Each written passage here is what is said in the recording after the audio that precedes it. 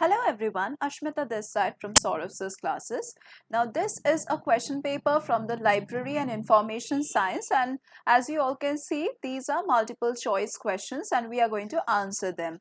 We are choosing 5 to 6 questions per video to solve, and it might extend to 10 questions also depending on how much I'll explain on each of these questions. So yes, let's get started. First question is, who was the chief editor of Webster's third New International Dictionary of English Language, unabridged? Now it would be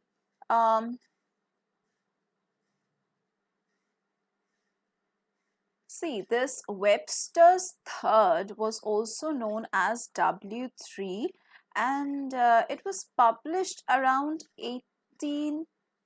1961, and it was edited by Philip Babcock Gove. Not only by him but also by a team of lexicographers this was done. Yeah, so let's go with Philip Babcock Gove. Second question, who was the founder of Project Gutenberg? Our answer would be Michael Hart. Michael Hart's full name is Michael S. Hart. S means Michael Stern Hart. And he was an American author, and he was best known as the inventor of ebooks and the founder of Project Gutenberg.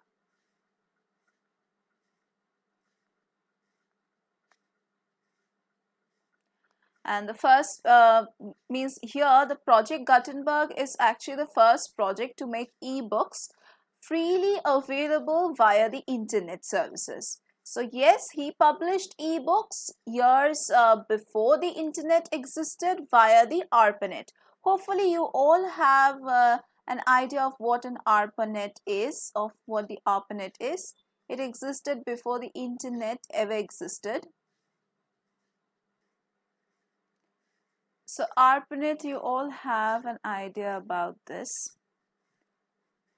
And not only on ARPANET but also later on BBS and Gopher servers also. This was done, readily available, these ebooks. Alright, let's move over to the next question. Who among the following called reference service as a personal intercourse between librarians and readers? Samuel Swett Green. Let me write down the date when he was there, from 1837 till 1980, this birth date and death year.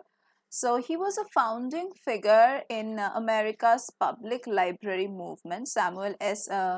Green, and he is considered by many as the father of reference work. Father of reference work. So he basically laid down the groundwork for widespread reform within the field. Coming to the next question, which says, who said a number of basic human needs can be identified from the social and psychological functions of the mass media? And here it would be E. Katz, M. Gurevitz, and H. Haas. This would be your answer. Who said a number of basic human needs can be identified from the social and psychological functions of the mass media. Moving over to the next question. The next question that we have is, mobile app BARD is meant for people with, okay, so people who are blind, like visually impaired people. For them or who have a physical disability may now download talking to books to their Android phone or tablet, and if they are registered with the National Library Service for the Blind and Print Disabled, that is the NLS, in the Library of Congress, then this is meant for them. Now, what is BARD over here? That is now a point of discussion. BARD is Braille and audio reading download. Okay, and this is a free library service of downloadable Braille and audio readable material for residents of the United States and the United States citizens living abroad who are unable to read or use the standard printed materials or the music scores, or who cannot get access to anything because they are physically disabled as well as they are visually impaired. So yes, BARD provides access to thousands of special format books, then to read magazines, and also to different music scores. So the site is basically password protected, and all the files over here are downloadable as compressed audio or formatted e-braille files. So yes, Braille BARD is so a partnership between the NLS and its network of cooperating libraries, and NLS maintains the website, it uploads the titles, it supplies the libraries with circulation statistics. Moving over to the next question. It says reference and user services association is a division of what? Reference and User Services Association is a division of American Library Association, that is ALA. And over here, Reference and User Services Association, that is the RUSA. RUSA serves all types of libraries in reference, in user services, in adult readers advisory, and in collection development, as well as in resource sharing, genealogy and archives, business reference, and reference technologies. Moving over to the next question. Our next question is, according to S.R. Ranganathan, spot subject is a. Now, Ranganathan of 2006, it discusses the notion of subject as an organized or systematic body of ideas whose extension and intention are likely to fall coherently within the field of interest and comfortably within the intellectual competence and the field of inevitable specialization of a normal individual. Ranganathan's definition falls very much within the framework of his classification, and the term is broken down further into basic subject, composed subject, complex subject, micro and macro subjects, and spot subject. So yes, that is what the thing is all about. So yes, we can go with option 1 because it is a subject formed by coupling two or more subjects.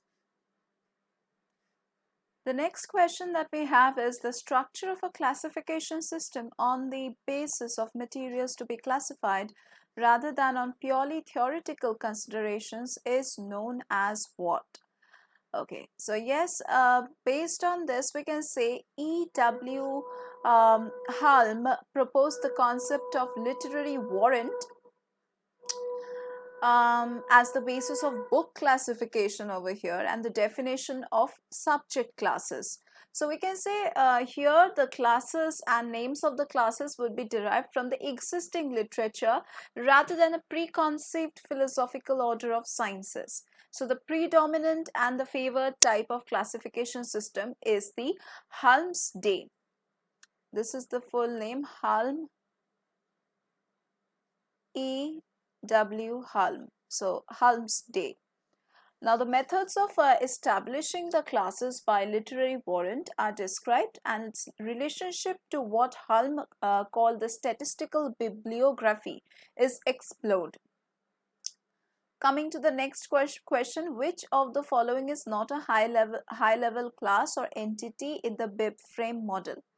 Now over here, the bib frame 2.0 model with three core levels of abstraction in blue work. In blue, like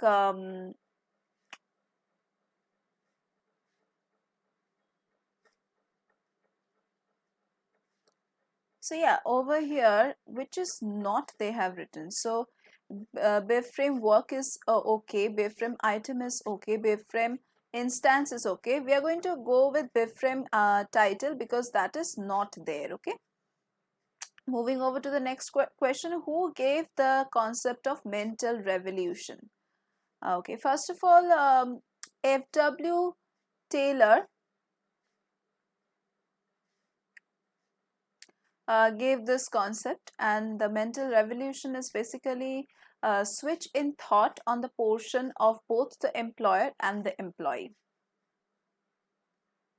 So we are going with option 3 as this is the correct answer. So if you want to solve questions like this with me, and if you are preparing for any kind of entrance examinations or any kind of competitive examinations, then you can join our classes. To get all the details about our classes, do check the description box just below this video. You will get to know everything about our classes.